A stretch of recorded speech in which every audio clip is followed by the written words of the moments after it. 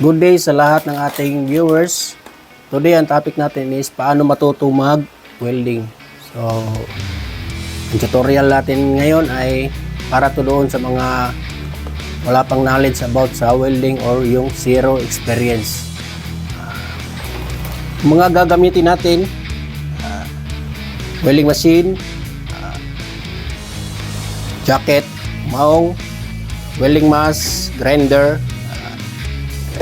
welding gloves, lahat ng PPE, no? Kailangan din natin ng piece plate natin, no? Gagamitin natin ito mamaya. Ito tayo spot. Ngayon ay magbibigay ako ng tips, no? Kung bibili kayo ng welding machine. So kung kayo lamang ay nagdi-DIY lang, so pwede na tong maliit na yung mini inverter. Kasi malaki kasi yung diferensya, halos kalahati yung diferensya pag ito yung bilhin nyo, yung malaki na inverter, no? So kung DIY lamang yung gagawin nyo, tulad ng mga railings, mga balconies, grills, so pwede na to. Ang lang naman to, spot lang, spot, tapos kahit hindi ganong ibabad, pwede to.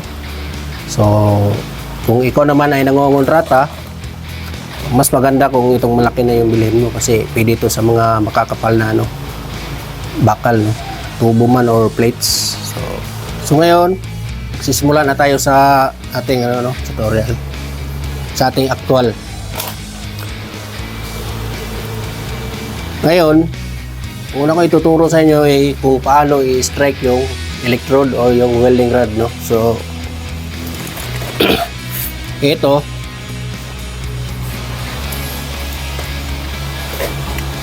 halimbawa ito, no? So may dalawa kasi tayong pag-strike ng welding rod or electrode, no? So by tapping or scratching. So kadalasan yung ginagawa ko sa site or scratching yung ginagawa ko, no? So pag spot lang, tapping na lang yan, spot, no? Pero pag so kadalasan scratch yung ginagamit ko, no? Pero pag yung mga 70-80 na nagawa, tinatap talaga yon, no? Para si medyo yun isindi, no? Mahirap isindi yun. Kailangan talaga ng yun, magsasanay, no?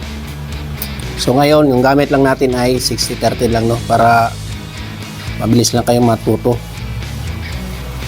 Ngayon, tuturuan ko kayo paano i-set up yung machine natin, no? So itong dalawa kasi pareho to sila 300 amperes na inverter, pero para sa akin magkaiba yung output ng nila, kuryente. Mas malakas to kaysa dito. So bubuksan na natin.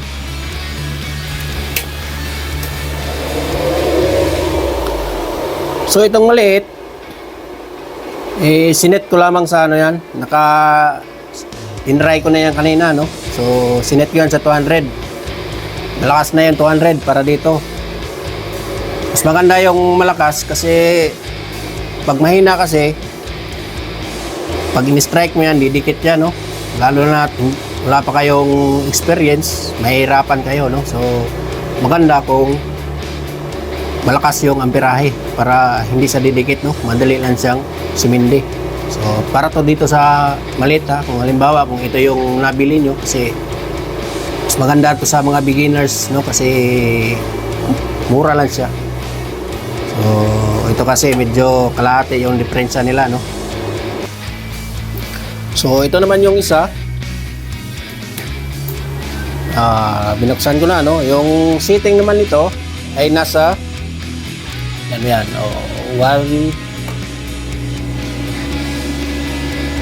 pwede 180 or 190, no? So para dito, no? So malakas na rin yan para dito sa malaki na inverter. So pag mahina kasi pangit yan, mahirapan yung mga baguhan kasi hindi pa nila alam kung paano maghinang ng mahinang amperahe, no? So mas maganda malakas. So ngayon, muna yung gagawin ay suot muna kayo ng mga PPE, no, para safe yung mata nyo tsaka hindi tayo mapasok. So yung pag ano nito, suot ito, ganyan lang, no, ganyan lang. So dapat ito, yung view nya nakatutok na kung saan kayo mag-i-spot, no, or magwi-weld, no. Kasi kayo nakaganyan, pag sinirado mo yan, hindi mo makakita yung ano mo, no, yung iniispatan mo, no. So dapat nakatutok lang, no, ganyan, tutok. Kung yung ano naman gamit mo, yung mas na ano lang, yung handed lang, no, na ano, ganyan lang itutok mo, no. Halimbawa, pag ito yung mas na gamit mo, no, so ganyan lang, oh. Tutok mo lang yan sa dyan. Kasi pag kaganyan, pag strike mo ng ganyan, hindi mo makakita, no. Maaari pang matamaan yung mata mo sa ano, sa ano niya, buga ng ano, welding, no. So ngayon, ito yung example ng tapping, no. Tap, yan, angat konti, tap, angat konti. Sample, tap, tap, angat konti, tap, angat konti, tap, angat konti. So ayun, yun yung example ng pag tapping, no. So pag strike naman ay ganito lang, no. Parang ano lang yan, parang stick ng posporo. Scratch mo na ganyan, hintayin mo lang na bumuga yung ano, no. Pakiramdaman mo lang yung welding rod na mga sa buga, no. So sample, strike, strike,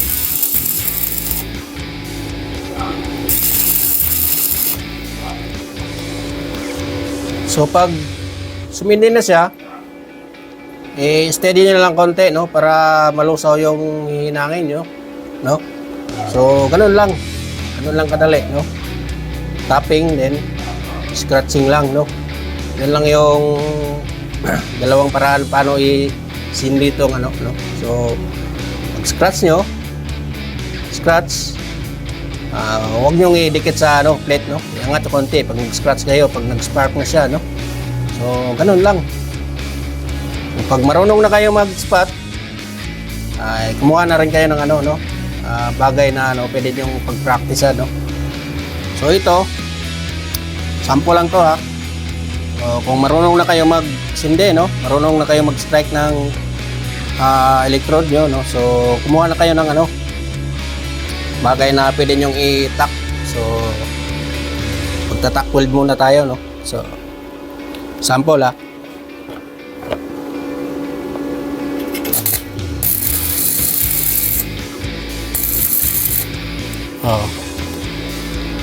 So yung mga ganyan, so mga temporary weld lang yan, no. So tacking yung tawag dyan, kung mag-fit up tayo, no.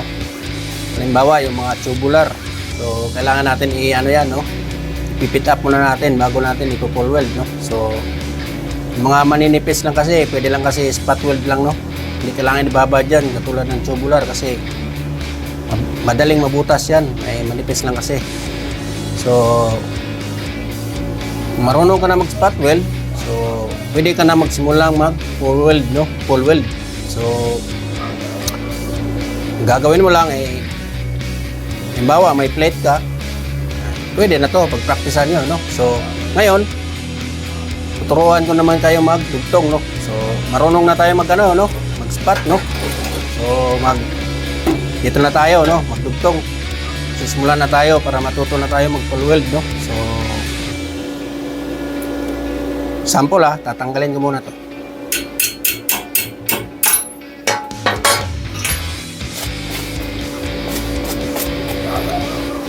So ito, yung test plate na gagamitin nyo, no? So, kung hindi nyo pa alam yung ano, hindi nyo pa kabisado, eh, kumuha lang kayo ng ano, guhitan nyo para maging tuwid. So ito, lalagyan ko ng guide, no?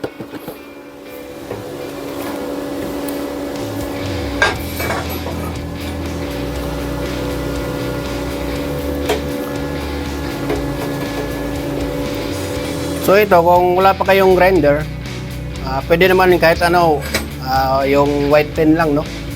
Pwede nyo guhit dito, i-roller nyo para maging tuwid, no? Sa akin, dahil may grinder naman ako, ito na yung gagamitin ko.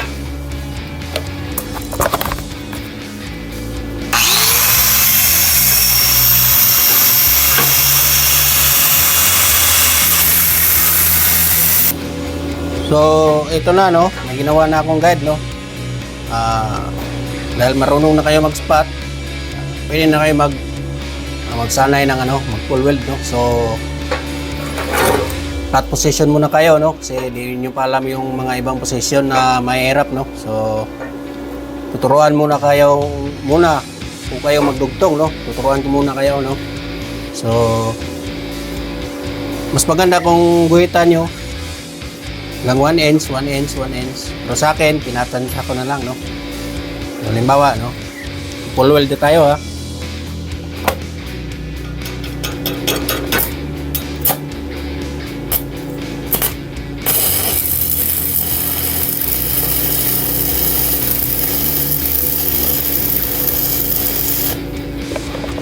So, ayan. No? Pingin lang natin, no? Tanggalan dito ng slot.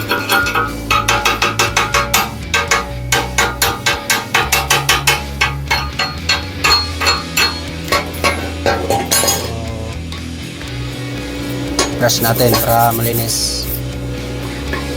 So, yung pagdugtong nito, dito lang din sa ano, no? Dito lang kayo malapit sa mag-strike sa yung may crater niya, no?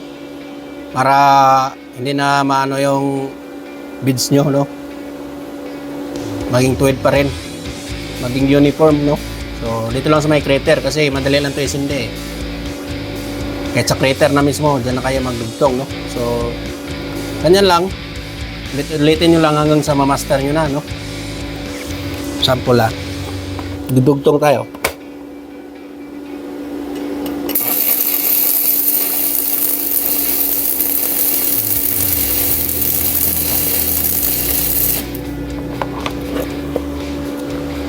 Oh.